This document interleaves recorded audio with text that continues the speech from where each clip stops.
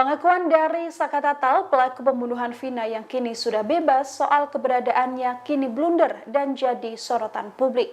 Saka awalnya kekeh menyebut dirinya tak terlibat kasus pembunuhan Vina dan sedang berada di rumah saat kejadian. Namun kini Saka seolah keceplosan menyebut berada di dekat TKP saat kejadian 8 tahun silam. Pengakuan Saka Tatal yang dikuliti warganet ini mengurai dua keterangan berbeda dirinya soal di mana lokasi Saka berada saat Vina dan Eki dihabisi.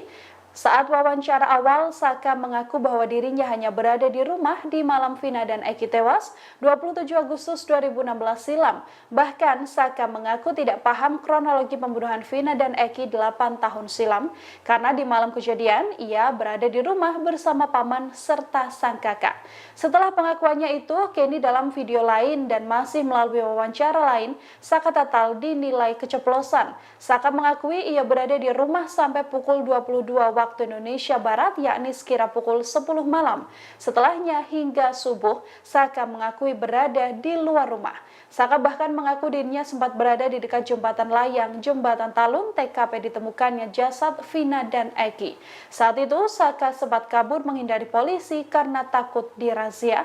Bak keceplosan, Saka mengakui berada di luar rumah di malam kejadian Vina dan Eki hingga subuh tiba. Sebelumnya, pengakuan Saka soal tidak terlibat pembunuhan Vina juga dibantah oleh pengacara kondang Hotman Paris Hutapea. Dalam akun Instagramnya, Hotman mengatakan Saka Tatal berboncengan dengan temannya menganiaya Vina. Download Tribun X sekarang, menghadirkan lokal menjadi Indonesia.